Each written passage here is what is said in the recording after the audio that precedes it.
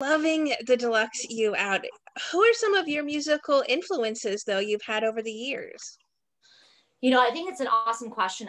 Okay, first of all, I just want to say thank you so much for being so kind about the new Deluxe. I really, really appreciate it. I think I approach that question in two different ways, right? Because there are definitely influences that I absolutely have had since I've been a very young girl with music that I wouldn't necessarily think the U Deluxe sonically is influenced by these artists, but I have always been the biggest Pink fan. Absolutely love her. Love Joni Mitchell.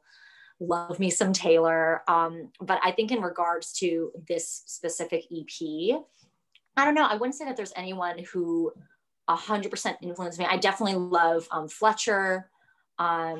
I love me some Julia Michaels. I think though they are both two wonderful artists. And I think sonically, I'm very obsessed with what they do. Lyrically, I love the, stories that they tell.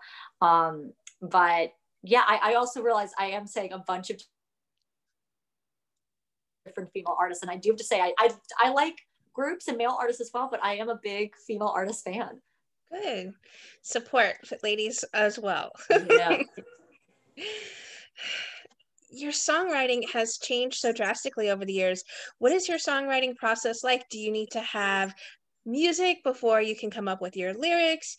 Or is it just something that comes to you when you're in the shower and you're like, okay, I have to find a sound for this? I was just in a session yesterday, and it was a session with mostly new people, and I got that question, right?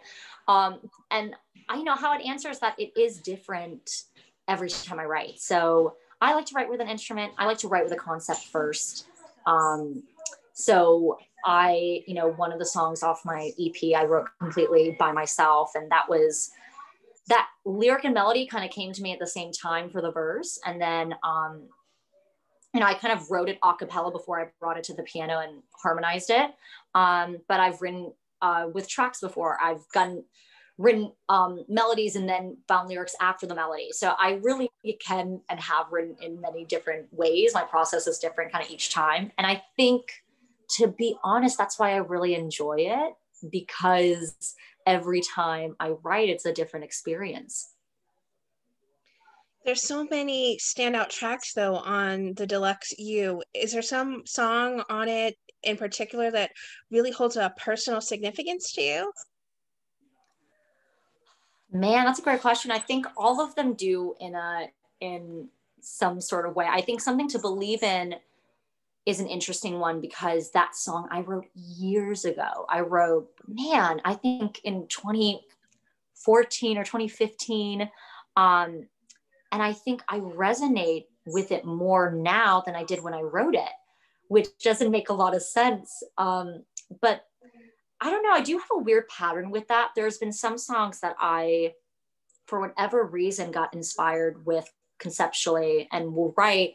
And I'll find that it doesn't necessarily resonate with me, or it resonates with me in a different way as time passes, and maybe in a more meaningful and impactful way. But Something to Believe In definitely was one of those songs where, this year was very much a year that felt it was easy to get lost in darkness, get lost in kind of a really dark mindset, and having someone or something or a group of people bring that light back into your life was something I really resonated with. And I think that's what Something to Believe In is about, essentially. You have some great collabs on this one. With John Doe and Polios. How did you come to work with these great individuals? Oh man, I am so excited with this Deluxe EP and having all these awesome duets and remixes and collaborations, right? So I knew I wanted to have different artists come on and, tell their version of the story, give their, interpretation of any of these songs. So each one was a little bit different. I think my team definitely helped me find some of these artists. Some of these artists I was already fans of and was like, do you think we can, get them and find more about, John Doe and Polios, both of them on Can't Help Myself, right? John Doe, I thought a fan. I thought she was really, really cool. So we got in touch with her team, and then Poleos, someone on my team, works with her and introduced me, and she was really awesome. And I was like, can I just have both of them on this song and just rock it out? And I was just struck by how both of them totally made it work. Like John Doe obviously had these awesome verses. Poe and her producing partner completely reproduced the song and added some vocals. It just, I think I actually prefer this duet version over the solo the original. I think so. This is such a significant EP. I mean, what is it about this particular one that holds a special place in your heart? You know, I think this one is funny. It definitely feels right now, after I've released this deluxe version, that it's an end of a chapter in my life, which is very bittersweet. A lot of these songs I wrote in conjunction with the Me EP songs, you know, either around, before, or after. And so I definitely always thought of this EP as a continuation of that story. So it feels like a very, some sort of culmination or some sort of finale of this EP being done. You know, a lot of the songs I wrote going through my first breakup, and I wrote Falling in Love Again. You know, I was going through a lot of professional changes and a bit of a roller coaster in that front. So both my professional and personal life was in chaos, and a lot of these songs came from those experiences. And so there's something about listening back to both of these EPs, even the deluxe version now with, you know, these kind of duet versions and different versions of the song, that I look at those memories a little bit more fondly than I remember living through them. And I think that is interesting. It definitely inspires me for whatever drama I'm going through right now. Then a few years time, listening to the music I'm writing about this moment in my life, I'll feel differently. I don't know. It makes things a little bit more bearable, I guess. I can imagine. I saw on social media the other day, actually, you teased a little bit of something that you've been working on that involves some performing and doing a couple other things. Is there anything you can tease about this secret project to come? Yeah, you know what? I think it's so funny. I always feel like when I tease something, I also really overhype it. What I'm looking for, so I did my U virtual tour when the original EP dropped, which I loved and was a really awesome experience. I was going to go on, you know, my first official tour before the pandemic hit. So having kind of a virtual aspect of it was really, really cool. For this next period, as I'm kind of transitioning from this U chapter into whatever this next chapter looks like for me musically, I still wanted to do something that I can bond with my fans over and with, and still have you know, some sort of kind of engagement and interaction. So what I've been planning are these kind of intimate performance slash Q&A slash kind of video content that I'm making and creating for my fans. So I'm in the middle of that, but I think kind of in the next 2 weeks, I'll be talking about it. But it's definitely the name of the game for this project, if I was going to call it any sort of word, is intimate and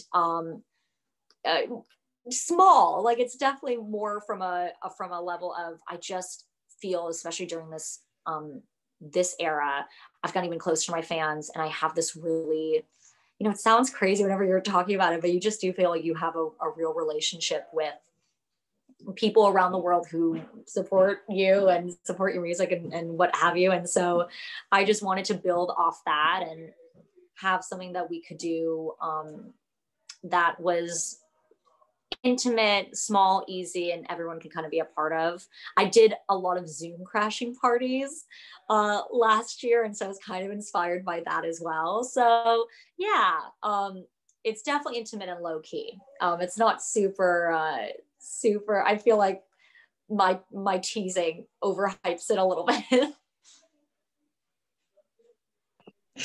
Well, you mentioned earlier that you have been in the studio again already writing some new music. And so moving on from the You era, do you have kind of an idea about what's next for you as far as tone or vibe? Not necessarily an idea of what it'll be called just yet. Yeah, I think I in some ways I do. And in other ways I'm trying to go in with a really open mind and just no pressure, just kind of write and explore and create and see what happens. What do you hope people take away from their time then checking out this You Deluxe, or at least even the original You album? I think obviously there's still so many people who might know me, but might not know my music quite yet. And so I'm just hoping that in this time they can discover it for the first time, maybe rediscover it. And more than anything, I just hope it resonates with them and has them get through anything that they are going through currently in the moment right now. One of my favorite other things about releasing music is the friendships and bonds that people who listen to my music make with other people who listen to my music. So, I think if people can share that experience with other people, that's really unbelievably special to me as well. That connection that gets created. So, I just hope people listen and enjoy and use it in any way that resonates with them. Do you have any up and coming then TV or screen projects you've been busy working on as well? Yes, I do. I have a rom-com that I did with Netflix. I filmed that earlier this year. We are in the middle of finishing the movie, the edit and everything. So I'm excited about that. Can't talk too much about it yet, but very excited for people to see that movie. What would you like to say then to everyone who are fans and supporters of you and the music you make, or, the film and TV that you share with all of us? Oh, I think I always feel like this phrase isn't enough, but quite simply, thank you, right? I mean, thank you so much for all the support that you show me and give to me. It's just a really bizarre world we live in that we can connect so directly with fans, and some ways sometimes it can be a little overwhelming, and a lot of the time it can just be really special, and it means the world to me. All of the people who support me, whether it be through my music or my film and television projects, I feel so grateful and feel really, really lucky to have any sort of base of people that are just so kind and supportive, and they're really funny and just make me really, really happy.